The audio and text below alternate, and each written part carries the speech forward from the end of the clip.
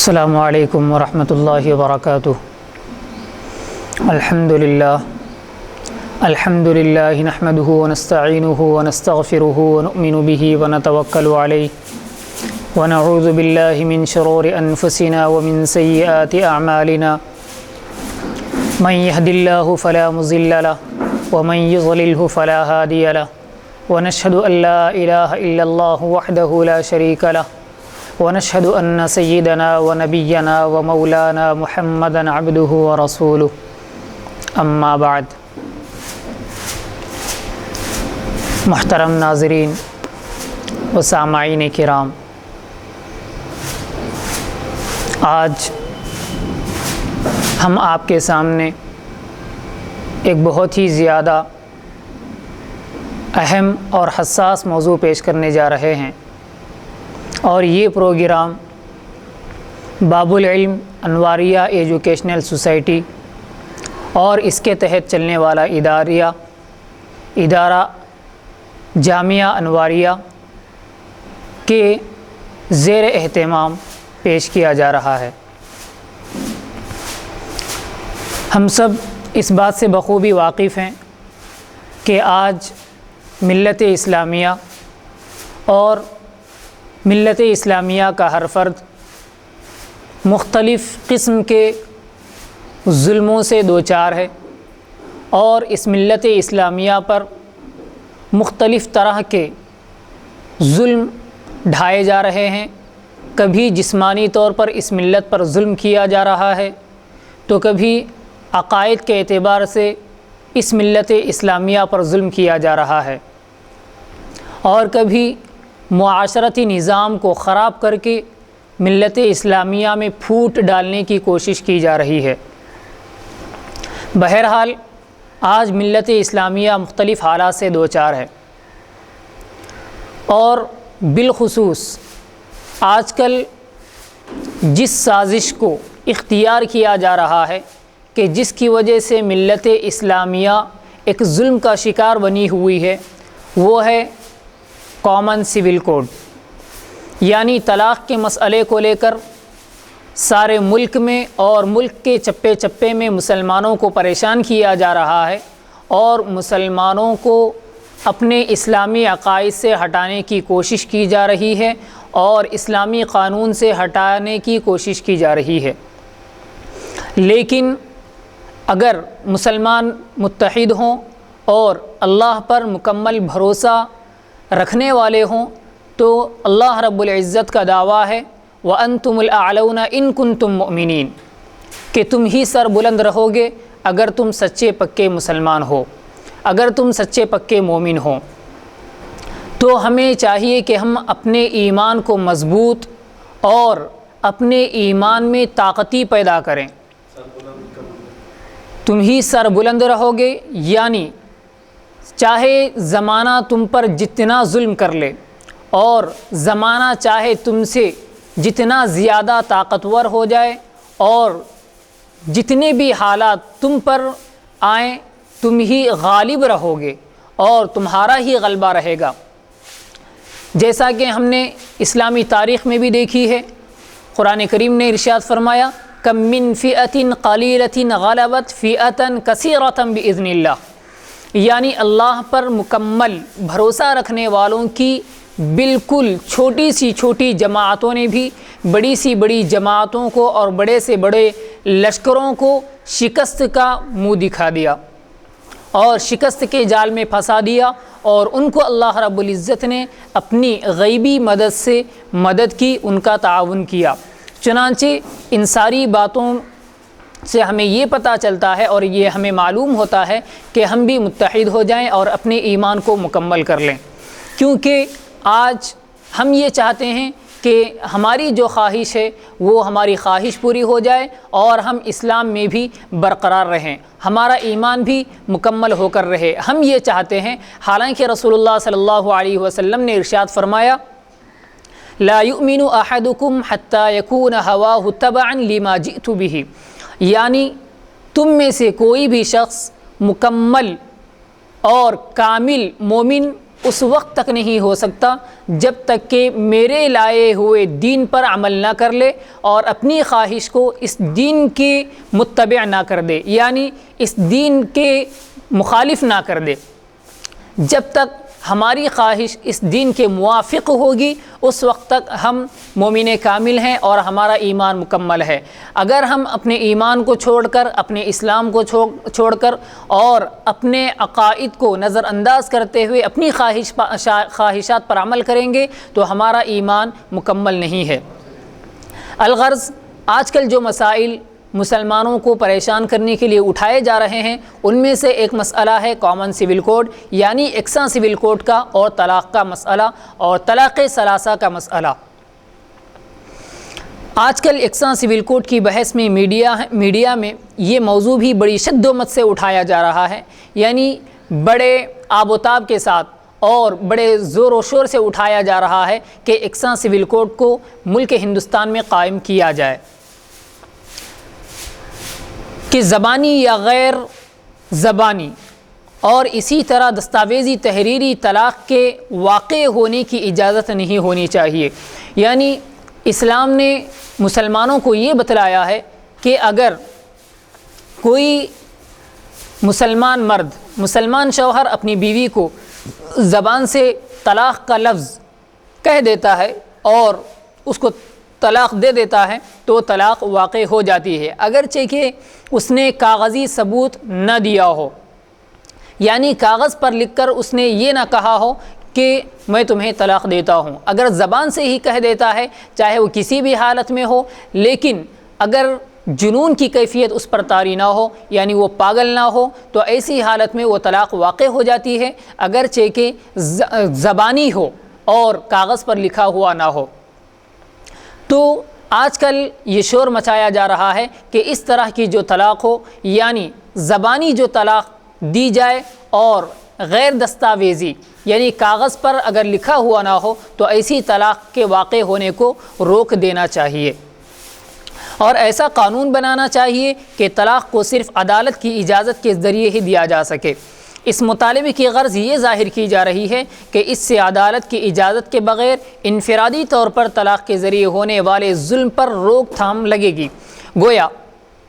ان کے بقول عدالت سے طلاق حاصل کرنے سے انصاف کے تقاضے پورے ہوں گے، یعنی یہ جو بات کہی جا رہی ہے کہ غیر دستاویزی طلاق اور اسی طرح زبانی جو طلاق دی جا رہی ہے اس پر اگر روک تھام لگائی جائے گی تو انفرادی طور پر یعنی گھروں میں اور اسی طرح معاشرے میں جو غیر ظاہری طور پر چھپے چھپے جو طلاقیں دی جا رہی ہیں اور عورتوں پر جو ظلم کیا جا رہا ہے اس ظلم کو روکا جا سکتا ہے اور اس ظلم سے عورتیں یعنی مسلمان عورتیں محفوظ رہ سکتی ہیں۔ تو اس مقصد سے وہ یہ بتانا چاہتے ہیں اور دستاویزی طلاق کو واقع کر کے اور اس کو ثابت کر کے یہ بتانا چاہتے ہیں کہ اس سے مسلمان عورتیں طلاق کے ظلم سے دور رہیں گی اور طلاق جیسا ظلم ان پر واقع نہیں ہوگا۔ تو ہم یہ کہتے ہیں کہ بعض دعوے بڑے مضحکہ خیز یعنی ایسے ہوتے ہیں کہ ان دعووں کو دیکھ کر لوگوں کی ہنسی نکل جاتی ہے کہ کیا یہ بھی کوئی دعویٰ ہے۔ تو بعض دعوے بڑے مضحکہ خیز کیے جاتے ہیں اور طلاق کو عدالتوں کی اجازت سے مشروط کرنے سے یعنی طلاق کو عدالت سے متصل کر دینے سے اور یہ کہنا کہ طلاق اگر عدالت کی جانب سے ہو تو وہی طلاق ہے۔ تو اس طرح کا جو دعویٰ کیا جا رہا ہے یہ دعویٰ بھی ایسا ہی ایک مضحکہ خیز دعویٰ ہے، یعنی ایک ایسا ہی دعویٰ ہے جس سے ہنسی نکل جاتی ہے یا ایسے دعووں کا مذاق کیا جاتا ہے، یہ ایسا دعویٰ ہے۔ بلکہ یہ دعویٰ ایسے دعووں میں بلا شبہ سر فہرست رکھا جا سکتا ہے، یعنی ایسے دعوے جن کا مذاق اڑایا جا سکتا ہے اور جن دعووں کو تمسخر کے طور پر یعنی مذاقیہ طور پر بیان کیا جا سکتا ہے، ان دعووں کی فہرست میں ان دعووں کی لسٹ میں سب سے پہلے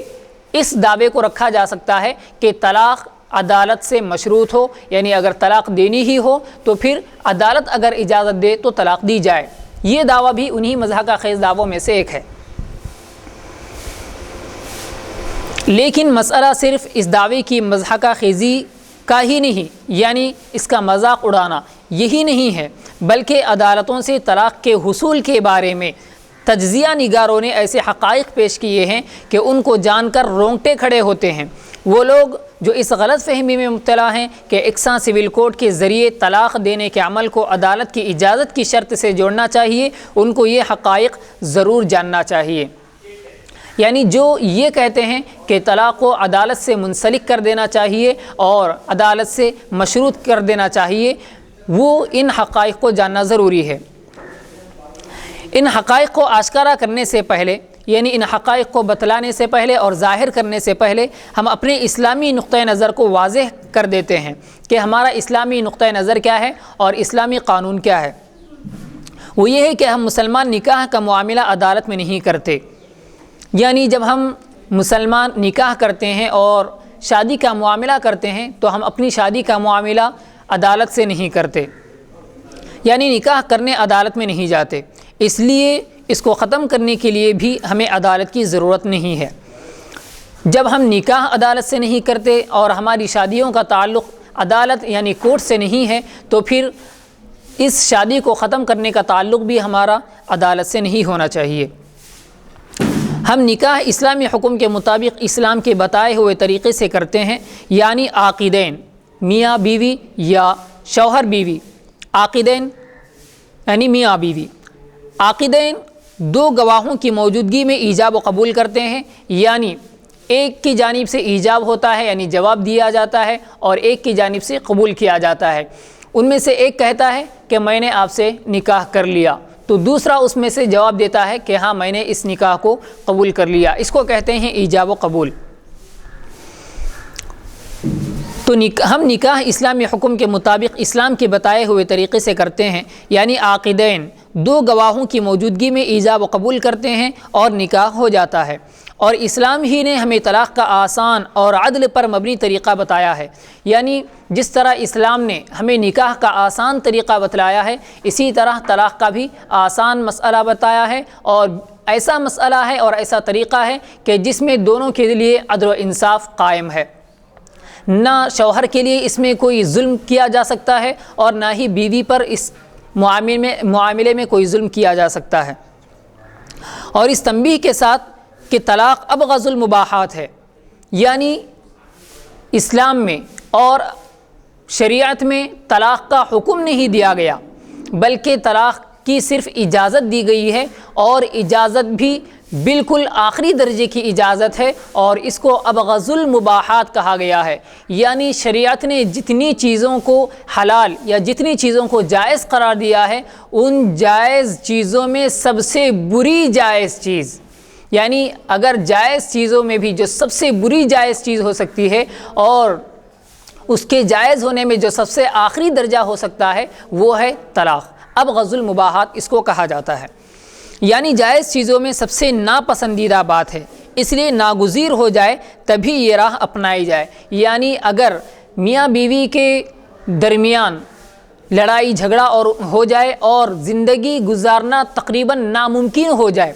اگر مشکل ہو رہا ہو، تب بھی اس کو اپنا لینا چاہیے اور جہاں تک ہو سکے طلاق سے رکنا چاہیے۔ ہاں اگر ناگزیر ہے، یعنی دونوں کا ایک ساتھ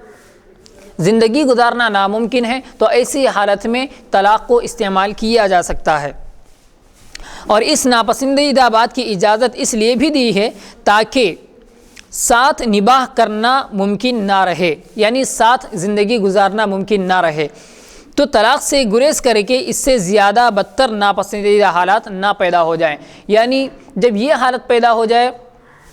کہ دونوں کا ایک ساتھ زندگی گزارنا بالکل ناممکن ہے اور حالات سازگار نہیں ہیں، تو پھر اگر طلاق کا استعمال نہ کیا جائے اور شریعت نے اگر طلاق کی اجازت نہ دی ہوتی، تو پھر دونوں کا ایک ساتھ رہنا ضروری ہو جاتا اور انہی ناگوار حالات میں یعنی برے حالات میں زندگی گزارنا ضروری ہو جاتا، اور ان برے حالات کی وجہ سے ان کی زندگی اور زیادہ مشکلات میں پڑ سکتی ہے۔ اور طلاق کے عمل کو بالکل آسان رکھا کہ پورے غور و فکر کے بعد صرف ایک لفظ بولو، تین نہیں۔ یعنی شریعت نے یہ بھی کہا ہے کہ اگر آپ طلاق دینا ہی چاہتے ہیں، جب کہ حالات آپ کے ناسازگار ہوں، ناگوار ہوں، زندگی گزارنا ناممکن ہو، تو پھر اس وقت ایک ہی طلاق دینا چاہیے اور معاملہ ختم کر لینا چاہیے۔ ویسے تو طلاق کا واقعہ پیش آنا خود ایک مشکل ہے، اسی لیے اس کو سخت ناپسندیدہ چیز قرار دیا گیا ہے، لیکن طلاق کے طریقے میں دیگر مشکلیں اسلام کی نہیں بلکہ بدعمل لوگوں کی کھڑی ہوئی ہیں۔ یعنی طلاق ایک مشکل مسئلہ ہے کہ جو اکثر و بیشتر واقع ہی نہیں ہوتا، یعنی طلاق کا مسئلہ پیش نہیں آتا، لیکن لوگوں نے اس کو بہت ہی زیادہ مشکل بنا دیا ہے۔ مشکلیں اسلام کی نہیں بلکہ بدعمل لوگوں کی کھڑی ہوئی ہیں، ورنہ زبانی ایک طلاق کے بعد عدت مکمل کر کے عورت آزاد ہو جاتی ہے۔ اتنا آسان مسئلہ ہے طلاق کا کہ مرد نے طلاق دے دی اور عورت طلاق کے بعد اپنی عدت گزارتی ہے اور پھر اس کے بعد آزاد ہو کر کسی دوسرے مرد سے نکاح کر لیتی ہے۔ اس طرح آسانی کے ساتھ زندگی گزر جاتی ہے، لیکن بدعمل لوگوں نے، یعنی جن کے ذہنوں میں فتور ہے اور جن کے ذہنوں میں خرابی ہے، ان لوگوں نے طلاق کے مسئلے کو بہت ہی بڑا مسئلہ بنا دیا ہے اور اس میں مشکلات ٹھہرا کر دی ہیں۔ ورنہ زبانی ایک طلاق کے بعد عدت مکمل کر کے عورت آزاد ہو جاتی ہے کہ وہ اپنی جہاں چاہے شروعات کرے۔ یہ اسلامی احکام کی خوبصورتی اور عدل و انصاف ہے، یعنی دونوں کے ساتھ عدل کا معاملہ کیا جا رہا ہے اور انصاف کا معاملہ کیا جا رہا ہے کہ طلاق کے مسئلے میں نہ شوہر کو پریشانی ہو نہ بیوی کو پریشانی ہو۔ اس طرح کا عدل و انصاف ہے کہ جس طرح نکاح کو اسلام نے بالکل آسان رکھا ہے اور اس میں رسوم یعنی رسم و رواج اور جہیز جیسی لعنتوں کی مشکلیں اور زنجیریں نہیں ہیں، اسی طرح طلاق کو بھی زندگی کو آسان بنانے کے لیے آسان ترین رکھا ہے۔ یعنی جس طرح اسلام نے شادی کو، نکاح کو آسان رکھا اور جہیز جیسی لعنتوں کو اور اس میں پیش آنے والے رسم و رواج کو اور بہت ساری خرافات کو جس طرح اسلام نے دور رکھا شادیوں سے، نکاح سے، اور نکاح کو جہاں تک ہو سکے آسان بنانے کی کوشش کی ہے اور آسان بنانے کا حکم دیا ہے، اسی طرح طلاق کے مسئلے کو بھی اسلام نے بہت ہی زیادہ آسان بنایا ہے۔ وہ یہ ہے کہ مرد اگر اپنی بیوی کے ساتھ زندگی گزارنا ناممکن ہو تو صرف اپنے زبان سے ایک مرتبہ لفظ طلاق استعمال کرے اور بیوی اس لفظ طلاق کے بعد اپنی عدت مکمل کر لے اپنے اعتبار سے، پھر اس کے بعد جہاں چاہے وہ اپنی نئی زندگی کی شروعات کر سکتی ہے اور اپنے نئے شوہر سے زندگی گزار سکتی ہے۔ آپ ذرا غور کیجئے کہ جو لوگ یہ آسان قانون نہیں رکھتے، یعنی جن کے پاس اتنا آسان قانون نہیں ہے، وہ کیسی مصیبتوں کے شکار ہیں، اور خاص طور سے وہ لوگ جو طلاق کو عدالت سے جوڑنے کی بات کر رہے ہیں، وہ نہ صرف مرد بلکہ عورت کے لیے بھی کیسی مصیبت کھڑی کرنا چاہتے ہیں۔ ہم یہاں آگے اسی دوسرے پہلو کو واضح کریں گے۔ یعنی اسلام میں تو نکاح بھی آسان ہے اور طلاق بھی بہت آسان ہے، لیکن جن لوگوں نے طلاق کو عدالت سے منسلک کر دیا، یعنی یہ کہا کہ طلاق اگر ہونی ہے تو وہ پھر عدالت کی یعنی کورٹ کی اجازت سے ہونا چاہیے، اگر کورٹ اجازت نہ دے تو پھر طلاق بھی نہیں ہونا چاہیے، تو اس کا نتیجہ یہ ہوتا ہے کہ پھر وہ میاں بیوی یعنی شوہر اور بیوی انہی ناگزیر حالات سے زندگی گزارتے ہیں اور مسئلہ لڑائی جھگڑے تک آ جاتا ہے۔ تو ان حالات کو ہم واضح کریں گے۔ عدالتوں میں یعنی کورٹ میں طلاق کا مسئلہ یہ نہیں ہوتا کہ کسی شعبے میں جا کر ایک درخواست دی جائے اور وہ طلاق کا سرٹیفکیٹ دے دے، یعنی اتنا آسان نہیں ہوتا کہ آپ نے جا کر کورٹ میں یہ کہہ دیا کہ ہمیں طلاق کی سند چاہیے، طلاق کا سرٹیفکیٹ چاہیے، کسی بھی شعبے میں جا کر آپ نے کہہ دیا اور آپ کو سرٹیفکیٹ مل گیا اور طلاق ہو گئی اور دونوں جدا جدا ہو گئے۔ اس طرح کا مسئلہ اور اس طرح کی آسانی کورٹ کے مسئلے میں نہیں ہے جبکہ وہ طلاق کا مسئلہ ہو، بلکہ عدالت کی سیڑھی کا پہلا قدم وکیل کے ذریعے اٹھایا جاتا ہے۔ یعنی طلاق کے مسئلے کو اگر آپ کورٹ تک لے جانا چاہتے ہیں، عدالت تک لے جانا چاہتے ہیں، تو آپ کورٹ میں اس وقت تک داخل نہیں ہو سکتے اور کورٹ کی سیڑھیاں اس وقت تک نہیں چڑھ سکتے جب تک کہ آپ کسی وکیل کو خرید نہیں لیتے اور جب تک کہ آپ اپنے لاکھوں روپئے اس وکیل پر نہیں لگا دیتے۔ تو کورٹ کی پہلی سیڑھی ہی آپ کی پریشانیوں سے شروع ہو رہی ہے، اور وکلا یعنی وکیل لوگ کے بارے میں چلتے جتنے لطیفے ہیں، حقیقت یہ ہے کہ وہ محض مذاق نہیں ہیں بلکہ سب حقیقت پر مبنی ہیں۔ یعنی وکیلوں کے بارے میں جتنے لطیفے، جتنے محاورے معاشرے میں پھیلے ہوئے ہیں، وہ ایک مذاق نہیں ہے بلکہ حقیقت پر مبنی ہے، اور حقیقت سے ان لطیفوں کا تعلق ہے جو منظر عام پر دن بدن آتے رہتے ہیں۔ عدالت میں کیس ہارنا ایک ڈراؤنا خواب ہوتا ہے، یعنی عدالت میں، کورٹ میں کیس ہارنا ایک بہت بری بات ہوتی ہے، اور یہ ایک ایسا مسئلہ ہے، ایک ایسی چیز ہے کہ انسان کبھی سوچتا نہیں۔ ہر انسان کے ذہن میں یہی بات ہوتی ہے کہ میرے پاس بہت مضبوط ثبوت ہے، میں ہی کامیاب رہوں گا، لیکن جب وہ ہار جاتا ہے، اس کی شکست ہوتی ہے، تو پھر اس کی زندگی کی ساری امیدیں وہیں ختم ہو جاتی ہیں۔ تو اس سے پہلے وکلاء سے معاملت خود ایک ڈراؤنی حقیقت سے کم نہیں ہوتی، یعنی جیسا کہ ابھی کہا گیا کہ کورٹ میں آپ اس وقت تک داخل نہیں ہو سکتے جب تک کہ آپ کسی وکیل سے معاملہ نہ کر لیں اور کسی وکیل پر لاکھوں روپے لگا کر اس کو خرید نہ لیں۔ آدمی پہلے ہی سے طلاق کے الجھاؤ میں ہوتا ہے، یعنی پہلے ہی طلاق کی ایک پریشانی ہے، تو دوسری مصیبت طلاق کے لیے وکیل کو مقرر کرنا بن جاتا ہے، یعنی وکیل کو خریدنا اور اس پر پیسے لگانا، یہ بھی ایک دوسری مصیبت بن جاتی ہے۔ اور اگر مقصد حاصل کرنا ہو، یعنی عدالت کی اصطلاح میں اگر کیس جیتنا ہو، تو اتنا کافی نہیں ہوتا کہ آپ وکیل مقرر کر لیں، بلکہ یہ بھی ضروری ہو جاتا ہے کہ وہ وکیل قابل ہی نہیں بلکہ بہت قابل ہو، یعنی جس کے اندر اتنی صلاحیت ہو کہ آگے والا، یعنی مد مقابل جو وکیل کھڑا ہوا ہے، اس وکیل کو ہرا دے اور اس وکیل کو شکست دے دے شریعت کی نظر سے اور شریعت کے قانون کے مطابق، ورنہ پھر وہاں جو کچھ ہوتا ہے ان چیزوں سے ہم بخوبی واقف ہیں۔ اگر وہ وکیل قابل نہ ہو تو مقصد براری مشکل ہے، یعنی ہمارا جو مقصد ہے کہ ہم اپنے مقدمے میں، اپنے کیس میں جیت حاصل کریں اور جیت جائیں، تو یہ مقصد ہمارا کبھی پورا نہیں ہو سکتا۔ چنانچہ کہا جاتا ہے کہ وکیل کے انتخاب میں، یعنی وکیل کو منتخب کرنے میں، وکیل کو خریدنے کے لیے پیسہ بچانے کی فکر نہ کرو، یعنی جتنا مہنگا وکیل ہو اس وکیل کو خرید لو اور پیسے بچانے کی کوشش نہ کرو، کیونکہ وہی آپ کے کیس کو کامیاب یا ناکام بناتا ہے۔ اگر آپ نے اپنے معاملے میں یا وکیل کو خریدنے کے لیے اگر پیسوں میں کچھ کمی کر دی یا اس کی مانگ کو پورا نہیں کیا، تو وہ آپ کے کیس کو ناکام بھی بنا سکتا ہے اور آپ کی جیت کو شکست میں، یعنی ہار میں تبدیل کر سکتا ہے۔ اور آپ نے اس کی مانگ کو پورا کر دیا اور اس کے مطالبے کے مطابق آپ نے اس کو رقم ادا کر دی، تو پھر وہ آپ کے ہارتے ہوئے کیس کو جتا بھی سکتا ہے۔ یہ ایک امکان ہے۔ اور قابل وکیل مقرر کرنا کس درجہ مہنگا ہوتا ہے وہ تو ظاہر ہے، یعنی ایسے ویسے وکیل جو قابل نہ ہوں وہ تو بہت ہی سستے ہوتے ہیں اور ان کو بہت کم پیسوں میں خریدا جا سکتا ہے، لیکن جو بہت ہی زیادہ قابل ہو اور اپنی قابلیت کا جھنڈا گاڑ چکا ہو، تو ایسا وکیل بہت ہی زیادہ مشکلوں سے ملتا ہے اور بہت ہی زیادہ مہنگا ملتا ہے، اور یہ بات سب پر ظاہر بھی ہے، سب کو معلوم ہے۔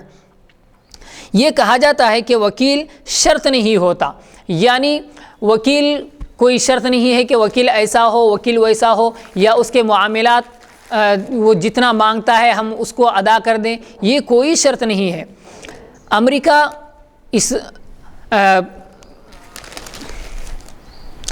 یہ عورت کیس کرتی ہو تو اس کو فیس نہیں لگتی، یعنی عورت اگر کیس کرتی ہے عدالت میں جا کر اس کو فیس نہیں لگتی، ایسا بھی کوئی مسئلہ یا ایسی کوئی بات نہیں ہے۔ یا خود مرد بھی اگر غربت کی خاص سطح سے نیچے ہو، یعنی غربت کا جو اسٹیج ہے،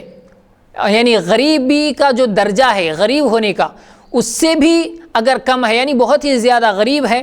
تو اس کو بھی کوئی فیس دینی نہیں پڑتی، ایسا بھی کوئی مسئلہ نہیں ہے۔ ہر وکیل پیسہ لیتا ہے، چاہے اس کو خریدنے والا غریب ہو یا امیر ہو، مالدار ہو یا فقیر ہو، ان کے لیے سرکار کی جانب سے سہولتیں ہیں وغیرہ، لیکن یہ صرف بیان بازی ہے۔ اگر کہا بھی جاتا ہے کہ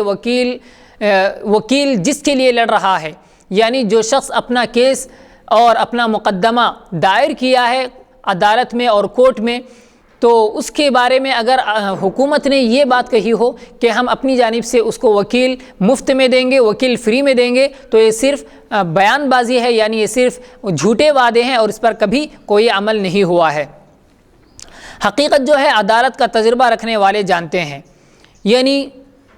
اس بات کی حقیقت کیا ہے کہ کیا وکیل حقیقت میں مفت میں ملتے ہیں یا پھر ان کو خریدا جاتا ہے، یہ وہ لوگ جانتے ہیں جن کا خاص تعلق ہے عدالت سے،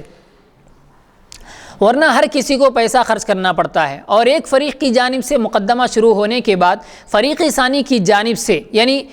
ایک فریق یعنی مطلب ایک فرقہ، یا جیسے مثال کے طور پر کوئی مقدمہ ہو تو اس میں دو لوگ ہوتے ہیں، ایک حق پر ہوتا ہے اور ایک ناحق ہوتا ہے، تو ان میں سے اگر کسی ایک نے مقدمہ شروع ہونے کے بعد دوسرے فریق سے، یعنی اس کا جو مد مقابل ہے، اس کا جو اپوزیشن ہے،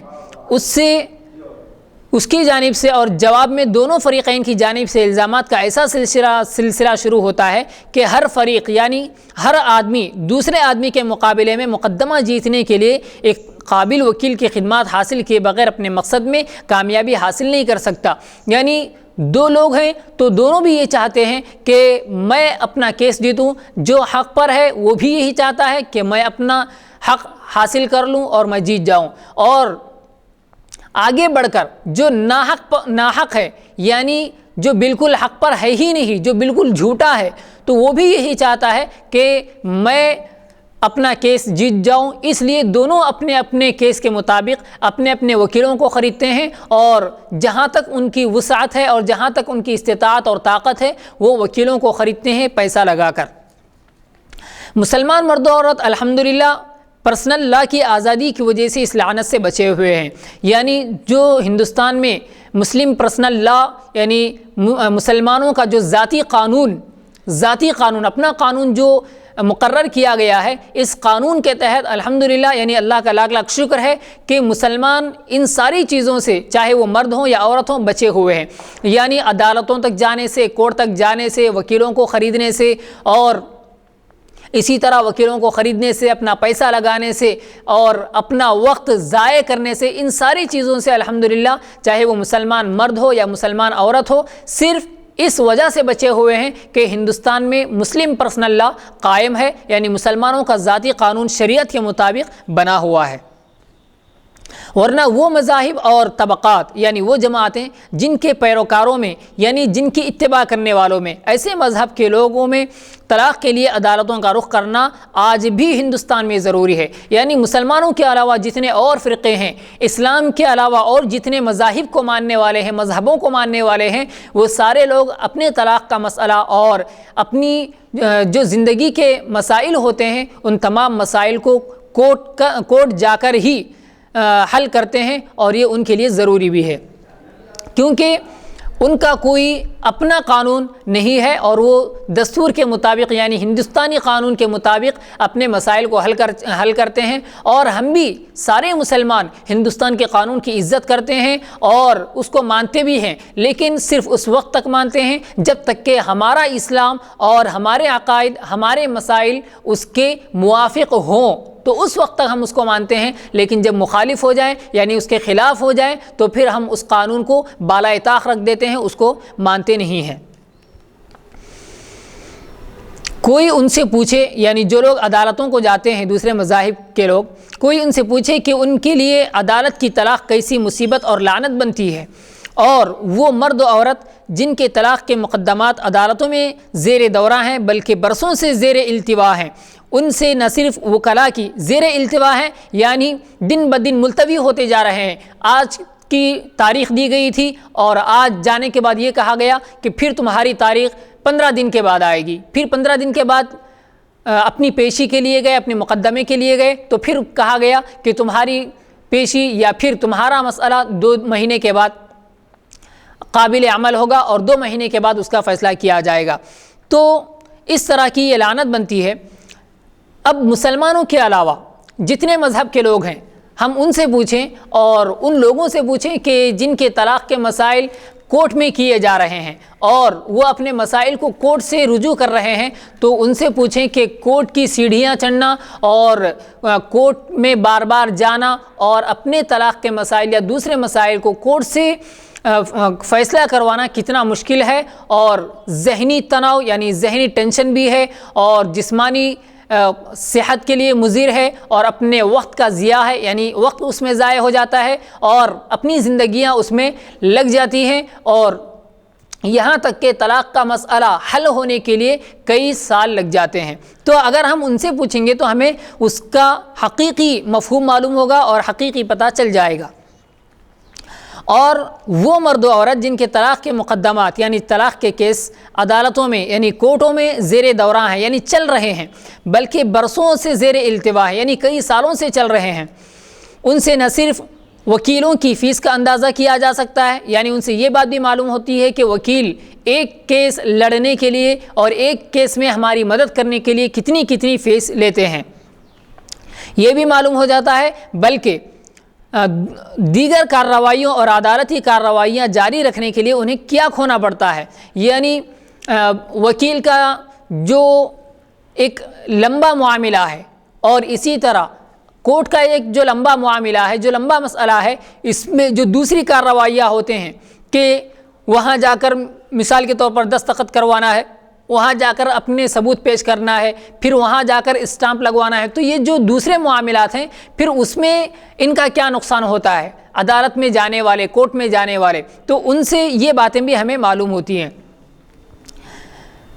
جیسے ہی کوئی شخص طلاق کے لیے مقدمہ ڈالتا ہے اس کے ساتھ کئی مصیبتیں شروع ہو جاتی ہیں، یعنی کوئی بھی انسان اپنے طلاق کا مسئلہ جب کورٹ میں داخل کر دیتا ہے اور یہ کہتا ہے کہ مجھے طلاق چاہیے اور میں اپنی بیوی کو طلاق دینا چاہتا ہوں، تو پھر جیسے ہی یہ مسئلہ پیش کر دیتا ہے، یہ مقدمہ پیش کر دیتا ہے، تو وہیں سے اس کی مصیبتیں شروع ہو جاتی ہیں۔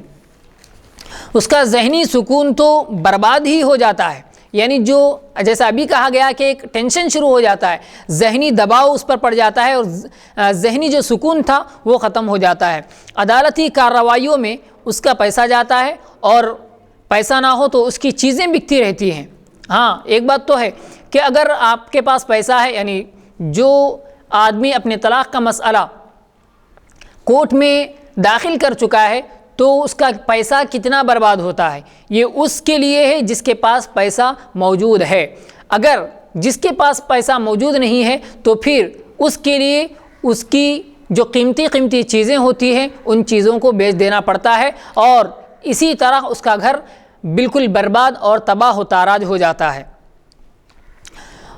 اور اگر پیسہ نہ ہو تو اس کی چیزیں بکتی رہتی ہیں، یا پھر اس کو کیس ہارنا اور انصاف سے ہاتھ دھونا پڑتا ہے، اگرچہ کہ وہ حق پر ہے، لیکن پیسہ نہ ہونے کی وجہ سے یا قیمتی چیزیں نہ ہونے کی وجہ سے کہ جس کو بیچ کر وہ اپنا مقدمہ لڑ سکتا ہے اور اپنا حق حاصل کر سکتا ہے، حق پر ہونے کے باوجود اگر ایسی چیزیں اس کے پاس نہیں ہیں تو پھر وہ انصاف سے ہاتھ دھو بیٹھتا ہے، یعنی اس کو انصاف نہیں ملتا اور وہ ناحق ہار جاتا ہے اور اپنے حق سے ہاتھ دھو بیٹھتا ہے، یعنی اس کو اس کا حق نہیں ملتا۔ خود انصاف حاصل کرنے کے لیے اگر آپ کے پاس پیسہ نہیں ہے تو عدالت میں آپ کو انصاف بھی نہیں ملتا۔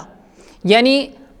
آج کل کا یہ معاملہ ہو گیا ہے کہ اگر آپ کے پاس پیسہ ہے تو آپ انصاف حاصل کر سکتے ہیں، بلکہ یہاں تک کہا جا سکتا ہے کہ اگر آپ کے پاس پیسہ ہے اور اگر آپ ناحق ہیں تو بھی آپ ناحق ہونے کے باوجود حق حاصل کر سکتے ہیں، اور انصاف پر نہ ہونے کے باوجود آپ کے حق میں انصاف کا فیصلہ کیا جا سکتا ہے اگر آپ کے پاس پیسے ہوں۔ اگر آپ کے پاس پیسے نہ ہوں، قیمتی اشیاء یعنی قیمتی چیزیں نہ ہوں، تو پھر اگر آپ حق پر ہونے کے باوجود ناحق آپ کے لیے فیصلہ کیا جا سکتا ہے۔ اگر آپ کے پاس پیسہ نہیں ہے تو عدالت میں آپ کو انصاف بھی نہیں ملتا۔ عدالتوں کی پیسہ خرچ کرنے والی عمومی کارروائیاں ظالم اور مظلوم دونوں کے لیے یکساں ہیں، یعنی وہاں پر جو امتیاز ہے، جو معیار ہے فیصلہ کرنے کا، وہ معیار اور وہ امتیاز صرف پیسہ ہے۔ پیسے کی بنیاد پر وہاں فیصلے کیے جاتے ہیں، اور جتنا زیادہ آپ پیسہ خرچ کریں گے، جتنا زیادہ مہنگا وکیل آپ خریدیں گے، اسی کے مطابق آپ کی زندگی میں آپ کے لیے فیصلہ ہو سکتا ہے اگر طلاق کا مسئلہ کورٹ تک چلا جائے تو۔ یکساں سول کوڈ کے حامی اور ہمارے آئلی مسائل میں یکساں سول کوڈ کو نجات دہندہ قرار دینے والوں کو سول کوڈ کا سب سے اعلیٰ نمونہ مغرب اور امریکہ نظر آتا ہے۔ یعنی جو لوگ یکساں civil code, common civil code کی حفاظت کرنے والے اپنے آپ کو کہتے ہیں، اور اسی طرح اگر یکساں سول کوڈ کو نہ مانا جائے تو لوگوں کا نقصان ہے اور نہ ماننے والوں کا نقصان ہے، اس طرح کی جو باتیں کہتے ہیں ان کو امریکہ اور اسی طرح مغرب ایک نمونے کے طور پر نظر آتا ہے۔ یعنی وہ یہ کہتے ہیں کہ مغرب کی اتباع کی جائے، امریکہ کی اتباع کی جائے، وہاں دیکھیے یکساں سول کوڈ قائم ہے۔ جبکہ امریکہ میں طلاق کے مقدمات کا ایسا بدترین حال ہے کہ وہاں کی بدترین صورتحال کا اب آزادانہ تجزیہ کیا جا رہا ہے، اور ان کے ماہرین کی یہ رائے ہے کہ عدالتوں میں ان کے یہاں طلاق کا سسٹم یعنی طلاق کا نظام ایک کارپوریشن میں بدل گیا ہے۔ یعنی مغرب کی یہاں پر مثال دی جاتی ہے اور امریکہ کی مثال دی جاتی ہے یکساں سول کوڈ کے تحت اور طلاق کے تحت، لیکن اگر ہم جائزہ لیں تو امریکہ میں طلاق کا مسئلہ اتنا بڑھ چکا ہے اور اتنا گرا ہوا مسئلہ بن چکا ہے کہ وہاں پر گویا طلاق کا پیش آنا کوئی بڑا مسئلہ ہی نہیں ہے۔ دن بدن اور روزانہ وہاں پر طلاق کے مسائل بلکہ ہزاروں اور لاکھوں کی تعداد میں وہاں پر طلاق کے مسائل پیش آتے ہیں، اور طلاق کا پیش آنا وہاں پر بہت ہی عام بات ہے، اور اس کی کارروائی ایک عام کارروائی ہے۔ اور اس کے سلسلے میں ہمیں جتنا معلوم ہوا ہے کہ وہاں پر تقریباً کئی فیصد یعنی 78% وہاں پر طلاق دن بدن پیش آتے رہتے ہیں ہمارے ہندوستان کے مقابلے میں۔ تو وہاں کا جو طلاق کا نظام ہے وہ طلاق کا نظام بھی کارپوریشن میں بدل گیا ہے، یعنی ایک کمائی کا سلسلہ بن چکا ہے اور ایک کاروبار بن چکا ہے۔ طلاق لینا ایک تجارت بن گئی ہے یہاں پر ہندوستان میں، اور بالخصوص الحمدللہ اسلام میں طلاق کا ایسا قانون ہے اور طلاق کا ایک ایسا نظام ہے کہ طلاق کے سلسلے میں کوئی بھی پریشانی لاحق نہیں ہوتی اور کوئی بھی پریشانی نہیں ہے، اور بیوی کو شوہر کچھ نہیں دے گا اور شوہر کو بیوی کچھ نہیں دے گی۔ لیکن دوسرے مذاہب میں اور اسی طرح بالخصوص امریکہ میں جو طلاق کا نظام ہے وہاں پر تو طلاق دینا اور طلاق لینا ایک کاروبار بن چکا ہے، ایک تجارت بن چکی ہے، اور ان کے پورے فیملی سسٹم کو برباد کر چکا ہے۔ یعنی صرف ایک طلاق کی وجہ سے سارے خاندان کا نظام بگڑ جاتا ہے اور سارا خاندان تباہ اور برباد ہو کر رہ جاتا ہے، اور ان کا خاندانی نظام پوری طرح سسک رہا ہے، یعنی بالکل پریشان ہے، اور اسی طرح ہلاکت کی دہائیاں لے رہا ہے، یعنی ہلاکت کے دہانے پر ہے، ہلاکت کے منہ پر ہے صرف طلاق کی وجہ سے۔ انہی تجزیہ نگاروں میں سے بعض نے وہ ڈاکیومنٹری بنائی ہے جس کا اس مضمون کے شروع میں حوالہ آیا ہے۔ اس ڈاکیومنٹری میں سب سے پہلا جملہ یہ ہے کہ امریکہ میں جو شادیاں وجود میں آتی ہیں ان میں سے آدھی شادیوں کا نتیجہ طلاق بنتا ہے۔ یعنی اس ڈاکیومنٹری میں سب سے پہلا جو جملہ لکھا گیا ہے وہ جملہ یہ ہے کہ امریکہ میں جتنی شادیاں ہوتی ہیں، مثال کے طور پر اگر 100 شادیاں ہوتی ہیں تو 100 شادیوں میں سے 50 شادیاں طلاق تک پہنچ جاتی ہیں، یعنی 100 جوڑوں کی شادیاں ٹوٹ جاتی ہیں اور طلاق کا مسئلہ پیش آتا ہے۔ تو خلاصہ یہ نکلا کہ 100 شادیوں میں سے 50 شادیاں محفوظ ہیں اور 50 شادیاں غیر محفوظ ہیں، یعنی محفوظ نہیں ہیں۔ ہمیں معلوم ہے کہ یہ وہ ملک ہے جہاں شادیوں کا رواج ہی نہیں۔ ہاں، امریکہ میں شادیوں کا کوئی رواج ہی نہیں ہے، بلکہ شادی کے بغیر ہی زندگی گزار لیتے ہیں، بغیر شادی کے وہ اپنی ساری زندگی کاٹ لیتے ہیں، اور وہاں اتنا بھی احساس نہیں ہے کہ بیٹا اپنی ماں سے نہیں پوچھتا۔ اگر غیر شادی شدہ لڑکی کو بیٹا ہو جائے اور اس کو اولاد ہو جائے تو بیٹا یہ بھی نہیں پوچھتا کہ میرا باپ کون ہے۔ تو وہاں کا مسئلہ اتنا بگڑا ہوا ہے۔ تو امریکہ ایک وہ ملک ہے جہاں شادیوں کا رواج ہی نہیں بلکہ بغیر شادی ساتھ جینے یعنی لیونگ ٹوگیدر کا رواج ہے، بغیر شادی کے ایک ساتھ اپنی زندگی گزار رہے ہیں۔ پھر اس کے بعد جو شادیاں ہوں وہ بھی طلاق پر منتج ہوتی ہیں، یعنی ایک ساتھ زندگی گزارتے ہیں، ایک لمبا عرصہ ایک لمبا وقت گزار دیتے ہیں، پھر اس کے بعد شادی کرتے ہیں تو پھر وہ شادی بھی ٹوٹ جاتی ہے اور طلاق کا مسئلہ پیش آتا ہے۔ اور اس کی وجہ بھی یہ بتلائی گئی ہے کہ ان میں سے اکثر شادیاں طلاق لینے کے لیے ہی وجود میں آتی ہیں۔ ایک وجہ یہ بھی یعنی بہت اہم وجہ یہ ہے کہ وہاں پر جو شادیاں ہوتی ہیں تو ان شادیوں کا مقصد ہی یہ ہوتا ہے کہ طلاق لے لی جائے، کیونکہ وہاں پر جو طلاق لی جاتی ہے یا طلاق دی جاتی ہے تو صرف طلاق نہیں بلکہ طلاق کے ساتھ ساتھ پیسے اور جائیداد بھی وہاں پر دی جاتی ہے، اس لیے وہاں شادی کو بھی ایک کمانے کا ذریعہ، ایک کاروبار کا ذریعہ بنایا جاتا ہے، اس لیے بعض شادیاں وہاں پر اسی لیے ہوتی ہیں تاکہ طلاق ہو۔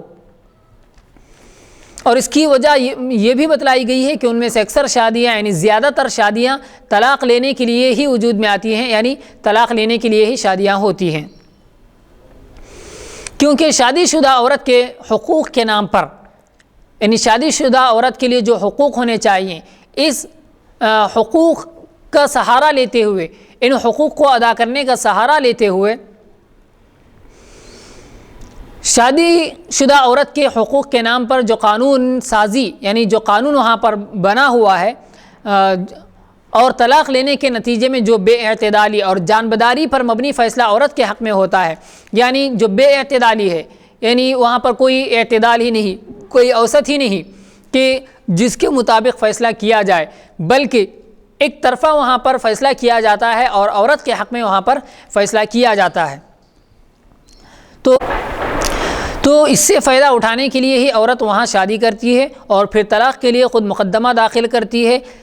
سلام ہو اس قانون سازی کو، یعنی اس قانون بنانے کو جو اس لیے بنا ہے کہ اس کی آڑ میں شادیاں توڑی جائیں اور خاندانی نظام کو خطرے میں ڈالا جائے، یعنی ایک تنزیہ طور پر ہم سلام کہتے ہیں۔ ڈیورس کارپ کی اس ڈاکیومنٹری کا دوسرا جملہ یعنی امریکہ میں صرف طلاق کے مقدمات $50 بلین سے زیادہ کی صنعت اور کاروبار دیتے ہیں، یعنی وہاں جیسا کہ ابھی بتایا گیا کہ طلاق کو ایک کاروبار کی شکل بنا لی گئی ہے۔ ہو سکتا ہے کسی نادان کو یعنی نہ جاننے والے کو اور کم عقل رکھنے والے کو تو ہو سکتا ہے کسی نادان کو $50 بلین پڑھنے میں کچھ معمولی لگتے ہوں، لیکن اس کی قدر کا اندازہ اس بات سے کیجئے کہ اسی ماہ ستمبر 2016 میں امریکہ اور اسرائیل کے مابین یعنی ان دونوں کے درمیان 10 سالہ ملٹری مدد کا معاہدہ ہوا تھا، یعنی امریکہ اور اسرائیل کے درمیان یہ معاہدہ اور یہ ایگریمنٹ ہوا کہ وہ ایک دوسرے کی ملٹری مدد کریں گے، تو اس طرح کا معاملہ ہوا تھا۔ امریکہ اسرائیل کو فوج کے معیار اور جیٹ فائٹرز کی خریداری میں مدد دینے کے لیے اگلے 10 سال میں $38 بلین کی مدد دے گا، یہ معاہدہ ہوا، یعنی نیوز ایجنسیوں کے مطابق یہ سالانہ 3.8 بلین کی مدد کا معاہدہ ہے، یعنی تقریباً $4 بلین کی مدد کا معاہدہ اور اگریمنٹ ہے۔ اب اس معاہدے کی نزاکت اور اس کے اخراجات یعنی اس کے خرچے کو مد نظر رکھتے ہوئے اندازہ کیجئے کہ امریکہ میں طلاق کے مقدمات میں صرف سالانہ جو کاروبار ہوتا ہے یعنی ہر سال جو کاروبار ہوتا ہے وہ 10 سال کی اس مدد کے مقابلے میں بڑھا ہوا ہے، اور اس میں سے غالب حصہ یعنی جو زیادہ تر حصہ وکیلوں کی فیسوں اور عدالتی کارروائیوں کی نظر ہوتا ہے، یعنی جو اس کی طرف ہوتا ہے وہ بھی بہت ہی زیادہ ہوتا ہے۔ سلام ہو اس قوم کے مفکرین اور قانون سازوں یعنی قانون بنانے والوں کو جس نے ایک آسان عمل کو اتنا مہنگا اور مشکل ترین بنا دیا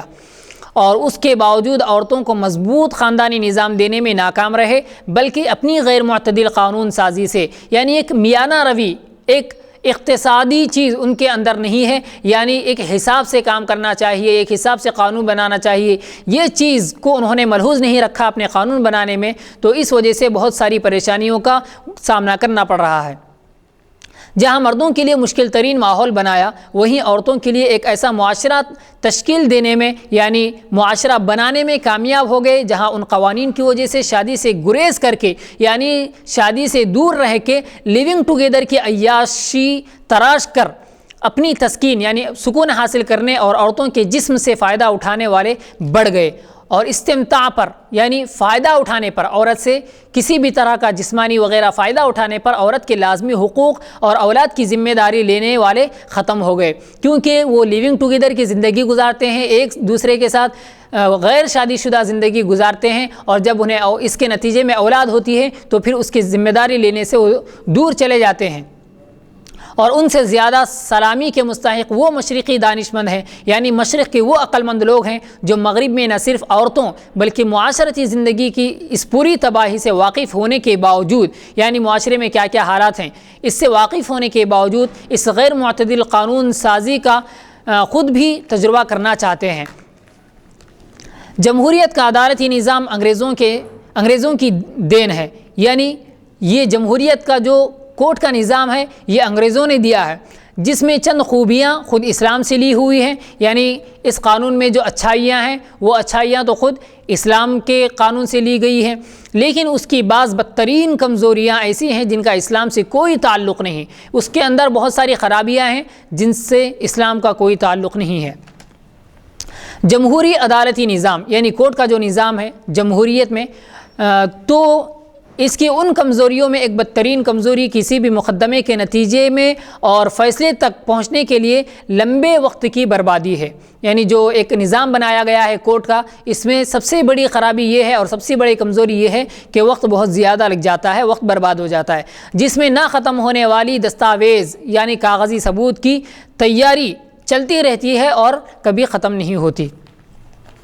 انصاف دینے میں تاخیر کرنا یعنی دیر کرنا خود نا انصافی ہے، انصاف دینے میں دیر کرنا یہ بہت بڑی ناانصافی ہے۔ دیگر اور مقدمات پر وقت کی بربادی کے بارے میں ہم یہاں ابھی کچھ کلام یعنی کوئی بات نہیں کرنا چاہتے۔ طلاق کے مقدمات میں وقت کی بربادی کی موجودہ شرح یعنی جو موجودہ اوسط ہے، جو پرسنٹیج ہے، تو اس شرح کا ہمارے یہاں یہ حال ہے، یعنی ہندوستان میں یہ حال ہے کہ اگر مرد طلاق کا مقدمہ ڈالتا ہو تو کم از کم 5 سے 7 سال میں اس کا فیصلہ آتا ہے۔ طلاق کا مسئلہ اگر کورٹ تک مرد لے جاتا ہے، مرد اگر یہ کیس دائر کرتا ہے، مقدمہ ڈالتا ہے، تو اس کو کم سے کم 5 سے 7 سال لگتے ہیں اس کا فیصلہ آنے میں، پھر معلوم نہیں کہ اس کے حق میں آئے گا یا اس کے ناحق فیصلہ ہوگا۔ اور اگر عورت طلاق کا مقدمہ ڈالتی ہو تو 3 سے 4 سال میں اس کا فیصلہ آئے گا۔ عورت کے لیے 5 سے 7 سال، مرد کے لیے 5 سے 7 سال لگتے ہیں، اور عورت کے لیے کم سے کم 3 سے 4 سال لگ ہی جاتے ہیں، وہ بھی اس لاحقہ کے ساتھ کہ اگر کوئی فریق اتنے سالوں میں آنے والے فیصلے کے خلاف اونچی عدالت میں اپیل کے لیے جانا چاہے تو وہ جا سکتا ہے، یعنی اس کے ساتھ یہ بھی بات کہی جا سکتی ہے 5 سے 7 سال لگانے کے بعد یا 3 سے 4 سال لگانے کے بعد پھر اس کے ساتھ یہ بات بھی لگی ہوئی ہے کہ یہاں پر فیصلہ ہونے کے بعد جو عدالت عظمیٰ ہے یعنی جو سب سے بڑی عدالت ہے وہاں پر پھر اپنا فیصلہ لے کر جایا جا سکتا ہے، یعنی ابھی تک مکمل فیصلہ اتنے سال گزرنے کے بعد بھی نہیں ہو سکتا۔ اور اگر فریق ثانی کی جانب سے یعنی دوسرے یعنی اپوزیشن کی جانب سے اگلی کسی عدالت میں اپیل کے لیے پیش رفت ہو گئی تو پھر مزید ہر دو کے کم از کم 2 سے 3 سال اور کھپ جاتے ہیں، یعنی اگر عورت کے لیے ہی دیکھا جائے تو عدالت میں یعنی کورٹ میں طلاق کے لیے اس کو 6 سے 7 سال لگ جاتے ہیں، اور مرد کے لیے 10 سال کا بھی اندازہ ہے۔ یہ اس وقت ہے جبکہ یہ صرف طلاق کا مقدمہ رہے، ورنہ اگر فریقین میں یعنی دونوں جماعتوں میں ضد پیدا ہو جائے اور مخالفت اور عداوت یعنی دشمنی میں دیگر جائز اور ناجائز مقدمات کا سلسلہ شروع ہو جائے تو اس بات کے محض امکانات نہیں، یعنی فقط امکان نہیں بلکہ غالب گمان یہی ہے، اور 70 سے 80% ایسا ہی ہوتا ہے کہ فریقین یعنی دونوں جماعتوں میں ایک دوسرے کے خلاف ممکنہ مقدمات ڈال دیتے ہیں، یعنی جتنے کیسز ڈال سکتے ہیں وہ ڈال دیتے ہیں، اور اس کی راہ خود وکلا سمجھاتے ہیں، یعنی کیس ڈالنے کی جو سازش ہوتی ہے وہ خود وکیل بتلاتے ہیں کہ یہ کیس اس پر ڈالا جا سکتا ہے، کہ ایک مقدمے میں کامیاب ہونے کے لیے دوسرے جائز یا ناجائز مقدمات ڈالو، جس کو مصالحت کے لیے دباؤ کا نام دیا جاتا ہے، یعنی پریشر فار کمپرومائز یہ نام دیا جاتا ہے۔ اس سے وکلا کی یعنی وکیلوں کی چاندی بھی ہوتی ہے، اگر یہ شروع ہو جائے تو فریقین کی ایک ملازمت پھر عدالت میں لگ جاتی ہے۔ یا جہاں تنخواہ نہیں ملتی لیکن حاضری ضروری ہوتی ہے، یعنی وکیلوں کی کوئی تنخواہ نہیں ہوتی، وہ فیس لے کر کام کرتے ہیں تو یہ بھی وہاں پر آ جاتے ہیں، اور پھر زندگی کا بیش قیمتی وقت صرف مقدمات کی نظر ہو جاتا ہے۔ صرف طلاق کا یہ مسئلہ ہے جو 10 سال تک اپنا وقت برباد کر سکتا ہے اگر عدالت میں جائے تو۔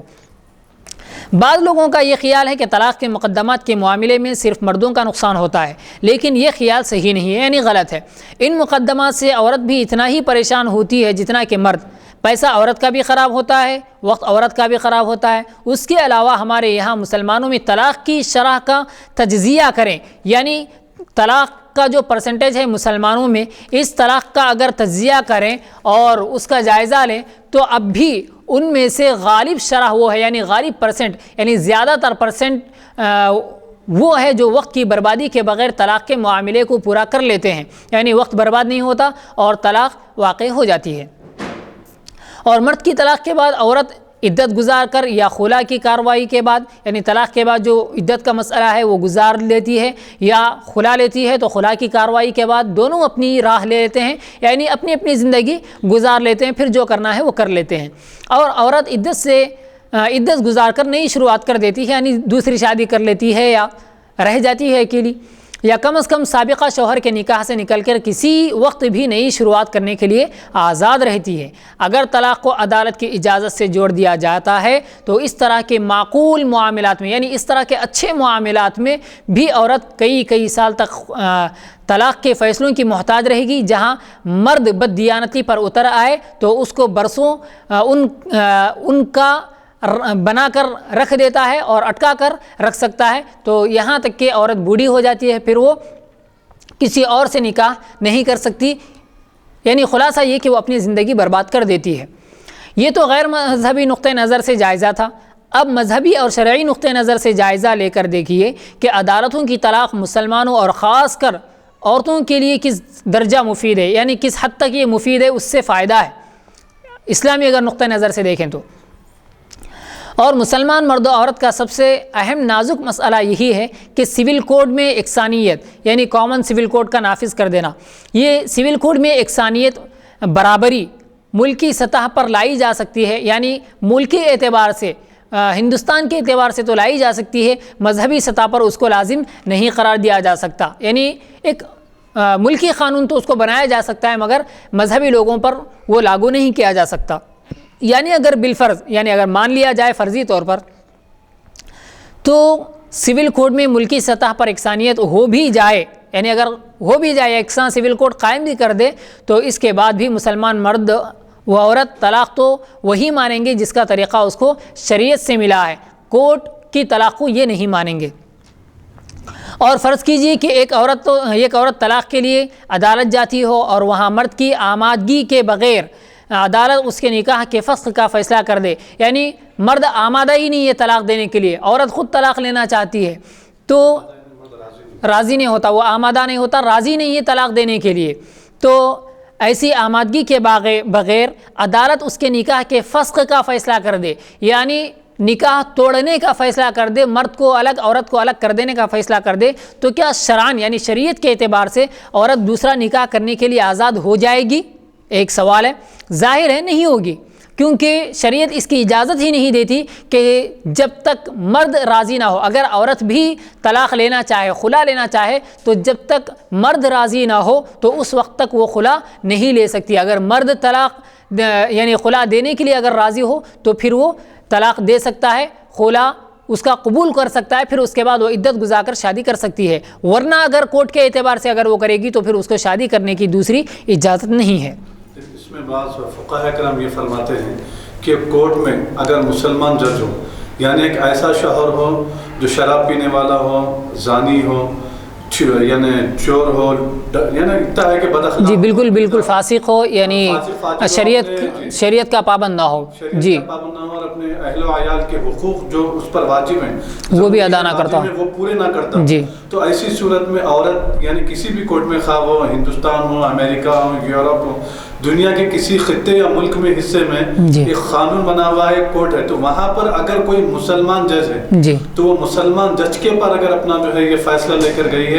शरीयत के एतबार से, यानी जबकि वो हक पर हो औरत, जी शौहर उसका ना नफका नहीं दे रहा, खाने को नहीं दे रहा, जी, जी। पीने को नहीं दे रहा, सता रहा है, रुला रहा है, जी। मार रहा कर रहा, शराब पी रहा, जुल्म कर रहा औरत के ऊपर नाजायज, जी तो ऐसी सूरत में एक ऐसे कोर्ट में वो जो है वो अपना केस लेकर जाए जहाँ पर मुसलमान जज हो। जी तो अगर वो मुसलमान जज ये दोनों का निकाह तोड़ दे, फस्ख कर दे, जी तो फिर ये काबिल कबूल है। जी, ये निकाह फस्ख करने के लिए और तफरीक़ बैन ज़ौजैन के लिए, यानी शौहर और बीवी के दरमियान तफरीक़ डाल देने के लिए, दोनों को जुदा जुदा करने के लिए इस्लाम ने एक क़ानून बनाया है जो काजियों के पास ये शराइत हैं तकरीबन फ़स्क़ी निकाह के लिए। जबकि औरत यानी खुला लेने के लिए तैयार हो और अपने शौहर को तोड़ने के लिए, छोड़ देने के लिए तैयार हो, लेकिन शौहर चाहता ही नहीं कि उसको छोड़ दे। तो इस सिलसिले में बाबुल क़ज़ा में, यानी जो काजियों का जो बाब है और इस्लामी क़ानून, इस्लामी अदालत का जो बाब है और उसका जो शोबा है, उसमें तकरीबन 16 ऐसे शराइत बयान किए गए हैं कि अगर वो शराइत पाए जाएं मियाँ और बीवी के दरमियान, शौहर और बीवी के दरमियान अगर वो 16 शराइत पाए जाएं, तो फिर कोई भी काजी यानी इस्लामी जज या मुसलमान जज उसके निकाह को फस्ख कर सकता है। उसके तकरीबन 16 कवानीन हैं, 16 शराइत हैं, उन शराइत को मलहूज़ रखते हुए निकाह को फस्ख कर सकता है, जित निकाह को तोड़ सकता है, दोनों को अलग अलग कर सकता है। इंशाअल्लाह कभी अगर वक्त मिला, फ़ुर्सत मिली या इस तरह का अगर मज़मून फिर पेश करना हो तो वो 16 शराइत को भी इंशाअल्लाह बयान कर दिया जाएगा। फ़र्ज़ कीजिए कि एक औरत तलाक़ के लिए अदालत जाती हो और वहाँ मर्द की आमादगी यानी उसकी रज़ामंदी के बग़ैर अदालत उसके निकाह के फ़स्क़ यानी निकाह को तोड़ देने का फ़ैसला कर दे, तो क्या शरअन औरत दूसरा निकाह करने के लिए आज़ाद हो जाएगी? ज़ाहिर है नहीं होगी। फिर इस सूरत में तलाक़ को अदालत से जोड़ने में औरत को क्या राहत मिलेगी? नहीं मिलेगी। या फ़र्ज़ कीजिए कि एकसा सिविल कोड के ज़रिए यानी कॉमन सिविल कोड के ज़रिए अदालत यानी कोर्ट की इजाज़त के बग़ैर दीगर शोबों को यानी दूसरे जितने शोबे हैं और जितने डिपार्टमेंट हैं, तो उन शोबों को तलाक़ का सर्टिफिकेट जारी करने के इख्तियारात यानी उनको इन चीज़ों का इख्तियार दे देना, ये इख्तियारात और ये ऑप्शंस अगर ख़त्म हो जाएं और अदालत से रुजू लाजमी ठहरे, तो ऐसे में अगर मर्द औरत को ज़बानी या गैर दस्तावेज़ी तहरीरी तलाक़ दे दे यानी ज़बान से दे दे, ज़बानी या गैर दस्तावेज़ी यानी ज़बान से तलाक़ का लफ्ज़ कह दे और ये कह दे कि मैं तुम्हें तलाक़ दे देता हूँ, तलाक़ हो गई, या फिर लिख कर नहीं देता किसी कागज़ में या कोई सबूत नहीं है, तो इसको कहते हैं गैर दस्तावेज़ी। तो इस तरह की गैर दस्तावेज़ी तहरीरी अगर तलाक़ दे दे तो गोया ये औरत अब अटकी हुई है, यानी अब तलाक़ तो दे दिया, शरई एतबार से तलाक़ वाक़ई हो गई, लेकिन कोर्ट कहता है कि तलाक़ वाक़ई नहीं होती, तो फिर वो शरीयत के एतबार से अटकी हुई है और कोर्ट के एतबार से निकाह कर सकती है। तो इस तरह उसकी ज़िंदगी बर्बाद हो जाएगी और राहत से वो हाथ धो बैठेगी, यानी उसको राहत भी नहीं मिलेगी और उस वक्त तक कहीं और निकाह नहीं कर सकती जब तक कि अदालत से उसको तलाक़ का सर्टिफिकेट ना मिल जाए। शरीयत ये इजाज़त देती है इद्दत गुजारने के बाद शादी कर ली जाए और कोर्ट कहता है कि शादी ना की जाए जब तक कि तलाक़ का सर्टिफिकेट ना मिल जाए, यानी वो औरत मर्द की जानिब से उस ज़बानी तलाक़ के बाद भी अदालत में तलाक़ के सर्टिफिकेट के लिए जाने पर मजबूर है। और इसकी सूरत ये है कि औरत तलाक़ के लिए अदालत में मुकदमा डालेगी और अदालत मर्द को नोटिस जारी करेगी। फ़र्ज़ कीजिए मर्द अगर बददियानती पर उतर आए, यानी बददियानती से और बदमाशी के लिए, खुलासा है कि बदमाशी पर अगर उतर आए और अदालत में मुखालफत में मुकदमा लड़े, यानी बीवी के मुखालिफ अगर मुकदमा लड़े, तो इस सूरत में औरत को अदालत से तलाक़ हासिल करने के लिए 6 से 7 साल लग जाएंगे। तो गोया शरीयत के एतबार से उसको शादी की इजाज़त है और कोर्ट ये कहता है कि 7 से 10 साल तक आप कोर्ट आते रहें और अपना तलाक़ का जो सर्टिफिकेट है वो सर्टिफिकेट हासिल करने के बाद आप दूसरी शादी करें। तो गोया औरत अपनी ज़िंदगी का जो कीमती हिस्सा है शादी करने का वो खो बैठती है। तो फिर इस कानून का औरतों को फ़ायदा क्या होगा? तलाक़ के मसले में जो कानून बनाया गया है वो कानून बिल्कुल मुफीद नहीं है बल्कि नुकसानदा है, यानी उससे नुकसान है, जबकि मज़लूम औरतों के साथ अब भी यही हो रहा है और कानून बनने के बाद भी यही होगा। अगर तलाक़ के लिए अगर कोई फिर से अगर कोई नया कानून बनेगा, कोर्ट में अगर बनेगा, तो भी यही हाल होगा, यही हश्र होगा। ایسے بہت سے مسائل ہیں جن کا حل طلاق کو عدالت سے جوڑنا بالکل نہیں ہے۔ ہمارے پاس خاص طور سے مسلم پرسنل لا میں، یعنی جو ہمارا ذاتی قانون ہے،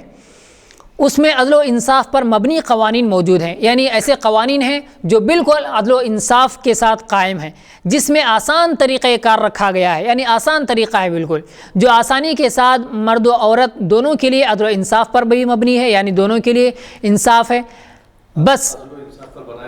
ہاں، عدل و انصاف پر بنائے گئے ہیں، اور ان کی بنیاد، یعنی جو قوانین بنائے گئے ہیں وہ بنیاد ہی عدل و انصاف ہے، عدل و انصاف کو ہی نظر میں رکھ کر وہ قوانین بنائے گئے ہیں۔ بس غور و فکر کی ضرورت ہے کہ اس کو ہم سمجھنے کی کوشش کریں کہ کسی اور طریقے میں نہ صرف مرد بلکہ عورتوں کے لیے بھی وہ آسانیاں نہیں ہیں جو اسلام میں ہیں۔ یکساں سول کوڈ کے سلسلے کے لیے قوانین، اور اس نے یکساں سول کوڈ کے سلسلے کے جو نئے قوانین اور نئی شرائط ہمارے مسائل حل کرنے کے بجائے مزید بری طرح سے مسائل بڑھائیں گے۔ اگر یکساں سول کوڈ کو، یعنی کامن سول کوڈ کو اگر قائم کر دیا جائے تو اسلام نے عورتوں کو جو آزادی دی ہے، عورتوں کے لیے جو آسانیاں پیدا کی ہیں، قوانین، یعنی ہندوستان کے دستور نے بھی وہ آسانیاں اور سہولتیں نہیں دی ہیں، تو مشکلات پیش آ جائیں گی اور بہت سارے مزید مسائل بڑھ جائیں گے۔ اس لیے یکساں سول کوڈ اور اس میں طلاق کو عدالتوں سے جوڑ دینا مسائل کا حل نہیں، اور اس سلسلے میں میڈیا میں جتنی باتیں ہو رہی ہیں وہ یا تو فریب دہی کی کوشش ہے، یعنی دھوکہ دینا چاہتے ہیں اس بات کو پھیلا کر، جس کو ہم نے متعدد موقعوں پر واضح بھی کیا ہے، یعنی بارہا یہ بات آئی بھی ہے اور سب کو معلوم بھی ہے، یا پھر چند نادانوں کی جانب سے یہ جذباتیت کا اظہار ہے، یعنی جو نہیں جانتے کہ اسلام کیا ہے، قانون کیا ہے، اور معاشرتی مسائل سے جو ناواقف ہیں ان کی طرف سے یہ جذبات کا اظہار ہے۔ جذبات یہاں ان کو معلوم نہیں ہے، یا پھر ان کے بھولے پن کا یہ احساس دلا رہے ہیں۔ جذبات اور قانون میں بڑا فرق ہوتا ہے، یعنی جذبات ایک اپنی ذاتی چیز ہے، جذبات میں آ گئے، جوش میں آ گئے، جو بھی بات انہیں سمجھ میں آ رہی ہے وہ کہہ ڈالی، اور حالانکہ قانون سے اس کا کوئی تعلق نہیں ہے۔ اور قانون جو ہوتا ہے سب کے لیے ہوتا ہے، ساری معاشرت کے لیے ہوتا ہے، ساری انسانیت کے لیے ہوتا ہے، اور جذبات اپنے ذاتی ہوتے ہیں۔ تو جذبات اور قانون میں بڑا فرق ہوتا ہے۔ جذبات کی اپنی اہمیت ہے، لیکن عام طور پر جذبات ہوش اور غور و فکر سے عاری ہوتے ہیں، یعنی جذبات وہ چیز ہے کہ جس کے اندر ہوش نہیں ہوتا، خالی ہوتے ہیں۔ عاری کا مطلب خالی ہوتے ہیں، اس کے اندر ہوش نہیں ہوتا اور اس کے اندر عقل کام نہیں کرتی۔ اگرچہ کہ جذبات کی بھی ایک قدر ہے، اس کی بھی ایک قیمت ہے کہ جذبات کی قدر کی جانی چاہیے، اور جذبات کو مثبت بنانے کے لیے ضروری ہوتا ہے، یعنی جذبات کو قابل عمل بنانے کے لیے اور جذبات کو مثبت بنانے کے لیے ضروری ہوتا ہے کہ اس کو ہوش اور غور و فکر کی لگام میں رکھا جائے، یعنی ہوش کے ساتھ ساتھ اگر وہ جذبات ہوں تو پھر وہ قابل عمل ہے۔ اور جبکہ قانون عام طور پر عقل، ہوش مندی اور غور و فکر کے ذریعے وجود میں آتا ہے، یعنی قانون جو بنایا جاتا ہے جذباتی طور پر نہیں بنایا جاتا بلکہ ہوش مندی اور عقل مندی سے بنایا جاتا ہے، اور اس کا دائرہ بیک وقت وسیع بھی ہوتا ہے، یعنی ایک ہی ساتھ اس کا دائرہ بہت کشادہ ہو جاتا ہے، پھیلا ہوتا ہے، تو اور اس کا دائرہ بیک وقت وسیع کا بھی ہوتا ہے اور نازک بھی، یعنی کبھی وسیع ہوتا ہے، بہت زیادہ پھیلا ہوا ہوتا ہے کہ یہ کام بھی کیا جا سکتا ہے، یہ کام بھی کیا جا سکتا ہے، اور کبھی کبھی بہت نازک ہو جاتا ہے۔ جمہوریت کے مسائل میں سے ایک اہم مسئلہ یہ ہے کہ اس میں لوگ جذبات کی بنیاد پر قانون سازی کا مطالبہ کرتے ہیں، یعنی اپنے جذبات کو ظاہر کر کے کہتے ہیں کہ ہمارے اس جذبے کے مطابق قانون بنایا جائے، یہ کہتے ہیں جمہوریت میں۔ اور ان لوگوں کے پیش نظر عام طور پر مسائل کا صرف ایک پہلو ہوتا ہے، جبکہ قانون سازی یعنی قانون بنانا، اس میں کسی مسئلے کے صرف ایک پہلو پر نہیں بلکہ تمام پہلوؤں پر نظر رکھنی ہوتی ہے، یعنی ساری چیزوں کو دیکھنا پڑتا ہے، پھر اس کے بعد قانون بنتا ہے۔ جمہوریت میں عام طور پر جو قوانین عوامی دباؤ کے نتیجے میں وجود میں آتے ہیں، یعنی ایک مسئلے کو حل کرنے کے لیے جو قانون بنایا گیا تھا اس سے دوسرے مسائل پیدا ہو جاتے ہیں، اور پھر وقت گزرنے کے ساتھ یہ اندازہ ہوتا ہے کہ پہلے ایک طبقے کے ساتھ انصاف کے لیے، یعنی جب جذبات پر اگر قانون بنایا جائے تو یہ بات پیش آتی ہے کہ بعد میں یہ بات سمجھ میں آتی ہے کہ پہلے ایک طبقے کے ساتھ انصاف کے لیے جو قانون بنایا گیا تھا اس سے انصاف کے تقاضے پورے ہونے کے بجائے دوسرے طبقات کے ساتھ ناانصافی ہو رہی ہے جذبات پر اگر قانون بنایا جائے تو۔ لہٰذا اب اس میں تبدیلی کی یا دوسرا قانون بنانے کی ضرورت ہے، یعنی جب جب جذبات پر قانون بنایا جائے گا تو پھر ہر مرتبہ ایک نیا قانون بنایا جائے گا۔ اگر جو قانون بنایا جا رہا ہے اس کو پہلے ہی سے ہوش مندی اور عقل مندی کے ساتھ اگر بنایا جائے اور سارے پہلوؤں کو سامنے رکھ کر اگر بنایا جائے تو بار بار قانون بنانے کی ضرورت ہی نہیں پڑتی۔ لہٰذا اب اس میں تبدیلی کی یا دوسرا قانون بنانے کی ضرورت ہے۔ انسانوں کی جانب سے بنائے ہوئے قوانین میں اس کی ضرورت پڑتی ہی رہتی ہے، یعنی بار بار قانون بنتا ہی رہتا ہے، جیسا کہ حقوق نسوان کے لیے یعنی عورتوں کے حقوق کے لیے بنے چند قوانین میں خود ہمارے ملک میں اس کا تجربہ ہو چکا ہے، یعنی عورتوں کے لیے بار بار قوانین بنتے جا رہے ہیں، ٹوٹتے جا رہے ہیں، بنتے جا رہے ہیں اور ٹوٹتے جا رہے ہیں۔ یہ انسانوں کے بنائے ہوئے قوانین میں انسان قانون بناتے جا رہے ہیں اور پھر وہی قانون چند دنوں میں پھر توڑ دیا جا رہا ہے، پھر ایک نیا توڑ دیا نہیں جا رہا ہے بلکہ خود ٹوٹ رہا ہے۔ مسائل اور حالات ایسے آ رہے ہیں کہ وہ خود ٹوٹ رہا ہے۔ یہ انسان کا بنایا ہوا قانون ہے، لیکن شریعت کا اور اللہ کا جو قانون بنایا ہوا ہے مسلم پرسنل لاء کے تحت، جس کو ہم نے لوگوں کے سامنے ظاہر کیا ہے، وہ تبدیل ہونے والا نہیں ہے، تا قیامت وہ تبدیل نہیں ہو سکتا، کیونکہ وہ انسان کا بنایا ہوا نہیں ہے۔ وہ قانون یعنی مسلم پرسنل لاء بورڈ کے تحت ہم نے جو قانون بنایا ہے، اس شریعت کی نظر میں، اسلام کی نظر میں، اللہ کو جو پسند ہے اس کی نظر میں جو ہم نے قانون بنایا ہے وہ کبھی بدل نہیں سکتا، کیونکہ قیامت تک وہی چلے گا، وہ اللہ کا قانون ہے۔ الحمدللہ مسلم پرسنل لاء اس طرح کے ظلموں اور ظلمات سے پاک و صاف قانون کا مجموعہ ہے، اس لیے اس میں کسی تبدیلی کی ضرورت نہیں ہے۔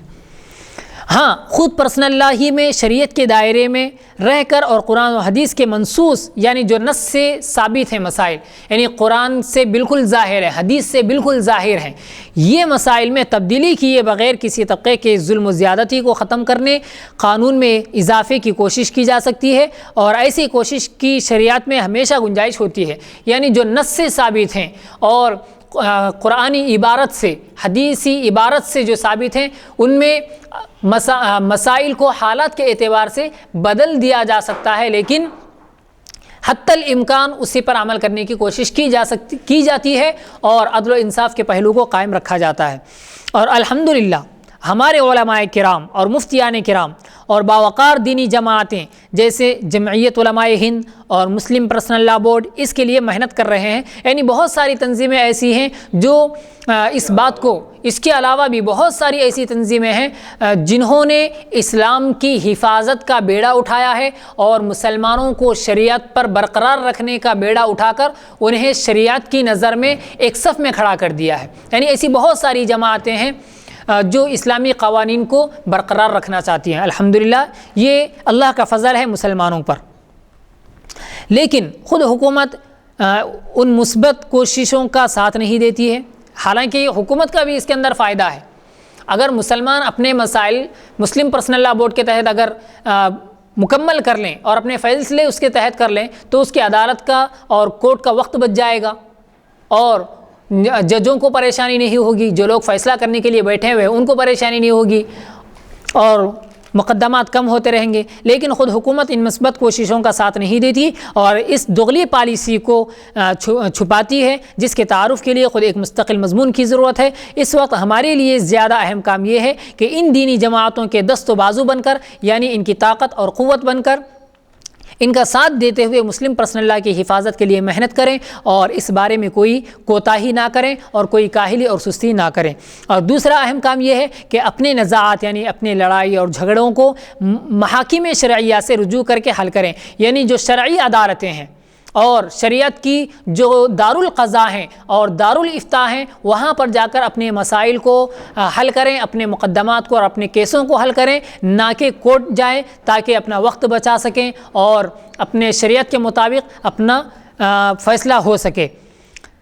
اپنے نزاعات کو مزید الجھانے کے لیے عدالتوں میں نہ جائیں، کورٹ میں نہ جائیں تاکہ وقت بچ جائے اور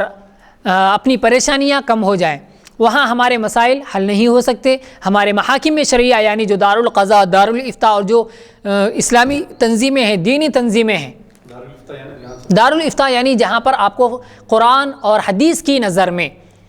جو فتویٰ دیا جاتا ہے، جو حکم دیا جاتا ہے، یہ دارالافتاء ہے۔ اور دارالافتاء یعنی جہاں پر فتویٰ دیا جاتا ہے، جہاں پر آپ کو آپ کی زندگی کے متعلق مسئلہ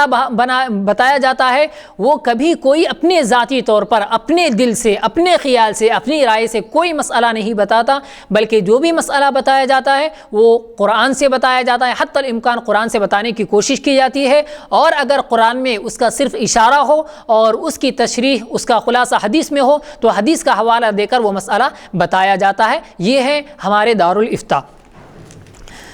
تو دارالافتاء اور دارالقضاء میں بھی کبھی اپنی مرضی کے مطابق فیصلہ نہیں کیا جاتا۔ ہمارے محاکم شرعیہ مظلوموں کی داد رسی کے لیے عدالتی نظام سے زیادہ مؤثر کردار ادا کر رہے ہیں، یعنی مسلمانوں اور کوئی بھی مذہب کا انسان ہو اور آدمی ہو تو ہر انسان کے لیے ہمارے اسلامی قانون میں عدل و انصاف کا جو پہلو ہے اس کو سب سے پہلے رکھا گیا ہے، اس کو بنیاد بنایا گیا ہے۔ اگر کوئی دوسرے مذہب کا بھی آدمی آ کر ہمارے پاس اپنا مقدمہ دائر کرتا ہے تو ہم بھی اپنے دیے ہوئے اور اسلامی قانون کے مطابق اس کے لیے عدل و انصاف کا ہی فیصلہ کرتے ہیں، اور ہمارے اس قانون سے لوگوں کو فائدہ ہی ہے نہ کہ نقصان، اور ہماری عدالتیں بہت زیادہ مؤثر یعنی اثر رکھتی ہیں اپنے اندر۔ اللہم وفقنا لما تحب و ترضى، آمین یا رب العالمین۔ اللہ رب العزت سے دعا ہے کہ اللہ تعالی ہم سب کو عدالتی پریشانیوں سے بچائے اور اپنے مقدمات دارالقضاء میں، دارالافتاء میں پیش کرنے کی توفیق عطا فرمائے، اور ہم سب کے ذہنوں میں شرعی قانون کی اہمیت ڈال دے، اور ہم سب کو اللہ رب العزت کورٹ کی اور عدالتی پریشانیوں سے محفوظ رکھے، اور اسلام میں جو امن ہے اور جو اسلام میں سلامتی ہے وہ سلامتی اور امن کو برقرار رکھے، اور اللہ تعالی ہم سب کو مامون بنائے۔ اللہ رب العزت ہمارے اس مضمون کو اسلام کے خلاف جو سازشیں ہو رہی ہیں، اور اسی طرح اسلام کے خلاف جو سازشیں ہو رہی ہیں دن بدن، لمحہ بلمحہ، مختلف طریقوں سے، جسمانی طور پر، روحانی طور پر، ان مسائل کو لے کر، اور اسی طرح اسلامی قانون کو بگاڑنے کے اعتبار سے اور اپنا قانون نافذ کرنے کے اعتبار سے یہودیوں کی پیروی کرتے ہوئے، عیسائیوں کی پیروی کرتے ہوئے، تو جس طرح قانون اپنا نافذ کرنا چاہتے ہیں اور جو سازشیں کر رہے ہیں ان سازشوں سے ہم سب کی حفاظت فرمائے، اور اس طرح کی سازش کرنے والوں کو اگر اللہ رب العزت ان کے حق میں ہدایت ہے تو ان کو ہدایت سے سرفراز فرمائے، اگر ان کے حق میں ہدایت نہیں ہے تو پھر اللہ تعالیٰ اپنی جانب سے ان کا فیصلہ کرے، اور اپنی جانب سے جو مسلمانوں کے لیے جس چیز میں بھلائی ہے، جس چیز میں خیر ہے، اس چیز کا فیصلہ اللہ تعالیٰ ان کے لیے کر دے۔ آمین۔ وآخر دعوانا ان الحمد للہ رب العالمین۔ السلام علیکم۔